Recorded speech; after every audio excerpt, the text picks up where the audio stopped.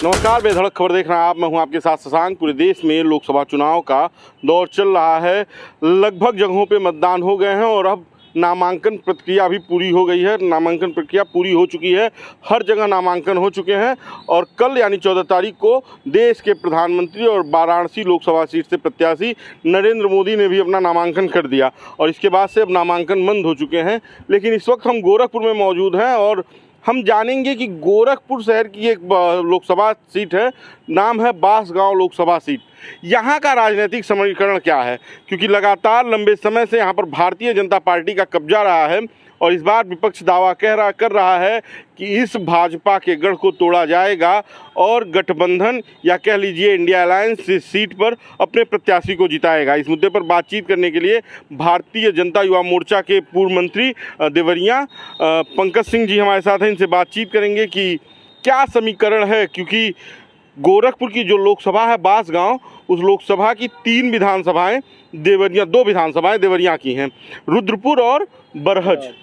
तो सर क्या समीकरण है? कमलेश पासवान लंबे समय से वहाँ पे, पहले तो ढेर सारा स्वागत हमारे कार्यक्रम में आपका, हमारे चैनल में आपका। और लंबे समय से ये सवाल मेरा कि कमलेश पासवान वहाँ पे सांसद हैं और लोग कह रहे हैं कि जनता के बीच नहीं रहते हैं और जगह जगह तमाम वीडियो आ रहे हैं उनके विरोध का। ये क्या है, इसे कैसे देखते हैं और कैसे जिताएंगे फिर? देखिए, ऐसा है कि कोई विरोध नहीं है और जनता का समर्थन डायरेक्ट मोदी जी से कनेक्शन जुड़ा हुआ है और मोदी की गारंटी पे ही उनको 2014 में भी और 2019 में भी और 2024 भी चुनाव वो बहुत बम्पर वोट से जीतने जा रहा है। हमको लगता है अगले बार से उनका इस बार बहुत ज़्यादा, मतलब 3 लाख प्लस में वो चुनाव जीतेंगे।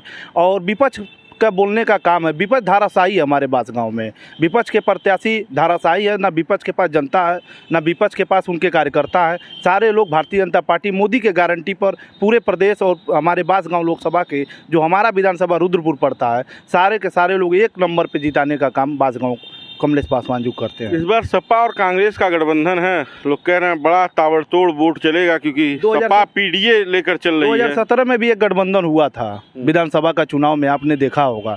सारे गठबंधन धाराशाही हो गए थे। चोर मौसियात भाव कहा जाता है।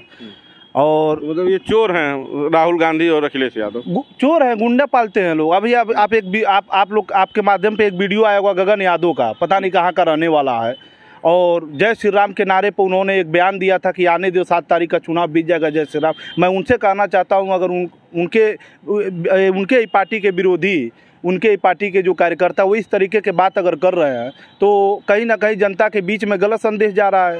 गुंडा पाल के रखे हुए हैं, तभी तो जनता उनके साथ नहीं है। भारतीय जनता पार्टी हर गरीबों का कल्याण कर रही है, हर सड़क निर्माण का काम हो। जो अभी आपने कहा कमलेश पासवान हमेशा जनता के बीच में रहने का काम किया है। जहाँ उनकी ज़रूरत पड़ी है वहाँ वो जाते हैं। हमारे यहाँ ये जो विरोध के वीडियो आ रहे हैं, क्या है कि कहीं जा रहे हैं तो उनके विरोध में लोग नारेबाजी कर रहे हैं? मान लीजिए 5 विधानसभा है, अगर मान लीजिए 1-2 जगह ऐसे हैं जहां मतलब उनके नारे लग गए हैं, लेकिन ऐसा कोई नहीं है। जैसे मान लीजिए अगर 90% पब्लिक हमारे साथ है और जनता का भरोसा मोदी की गारंटी पर चल रहा है, मतलब प्रत्याशी से ऊपर प्रधानमंत्री के नाम पे और मोदी के नाम पर वोट पड़ेगा। देखिए, मोदी की गारंटी तो सबसे पहले है और महाराज जी की गारंटी, बुलडोजर का हनक और मोदी की गारंटी।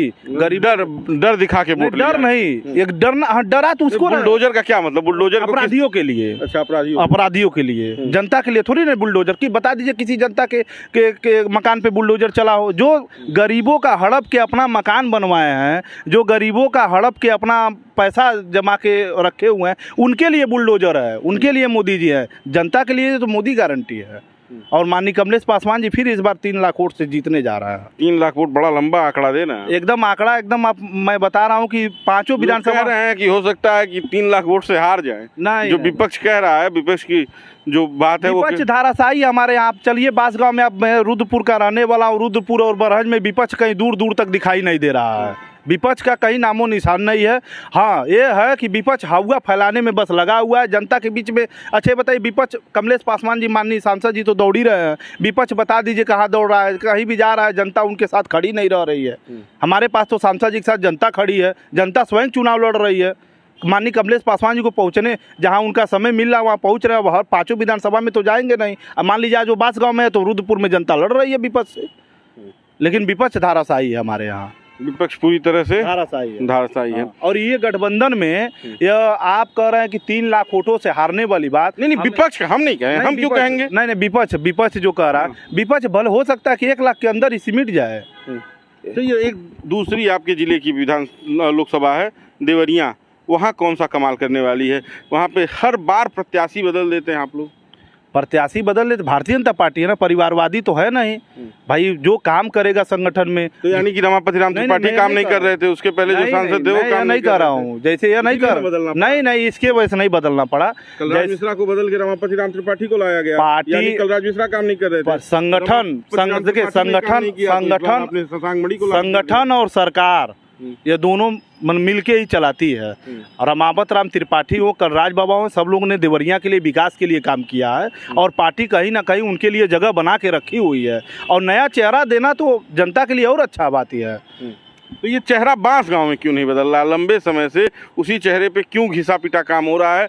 वहाँ पे जब अगर इतना विरोध है तो एक बार यहाँ पे भी बदल देना चाहिए था। नहीं, बदलने का कारण उसमें नहीं है ना, बदलने का कारण उसमें कारण है नहीं, यहाँ वहाँ भी कारण नहीं, यहाँ भी कारण नहीं है। यह देखिए ऐसा है कि बांसगांव लोकसभा जो है, माननीय कमलेश पासवान जी और MLC साहब और विधायक जी इतना काम कर चुके हैं कि टिकट बदलने का, चाहे देवरिया हो चाहे यहाँ हो, ये ऊपर का बात है, ये ऊपर लेवल की बात है। वहाँ जहाँ समीकरण सेट हुआ वहाँ वही आदमी, जहाँ नहीं सेट हो पा रहा बदल दिया जाए। नहीं, ऐसी बात नहीं, प्रत्याशी यहाँ भी हैं, लेकिन माननीय सांसद जी का काम, उनकी कार्यशैली, उनके लोगों के बीच में रहना और उनके व्यवहार कुशल, ये दर्शाता है कि माननीय सांसद जी सही हैं और वो 3 लाख वोट से जीतने जा रहे हैं, ये मेरा दावा है। और देवरिया की सीट कितने वोटों से जीत? देवरिया भी हम जीत रहे हैं, अब वहाँ बता नहीं सकते, लेकिन हम जीत रहे हैं। हाँ, जीत रहे हैं, लेकिन उसका अंतर नहीं बता, उसका अंतर हम नहीं बता पाएंगे, क्योंकि हम लोगों का काम करने का शैली जो है रुद्रपुर विधानसभा में है। चलिए हमें समय देने के लिए बहुत बहुत धन्यवाद। तो ये थे हमारे साथ भारतीय जनता युवा मोर्चा के पूर्व मंत्री पंकज सिंह जी, जिन्होंने बताया कि इस बार बांसगांव भी जीतेगी भाजपा और देवरिया भी, लेकिन 4 तारीख को क्या नतीजे आएंगे ये हम आपको बताएंगे। आपको यह वीडियो कैसा लगा हमें कमेंट बॉक्स में ज़रूर बताइएगा, वीडियो को शेयर कीजिएगा। धन्यवाद।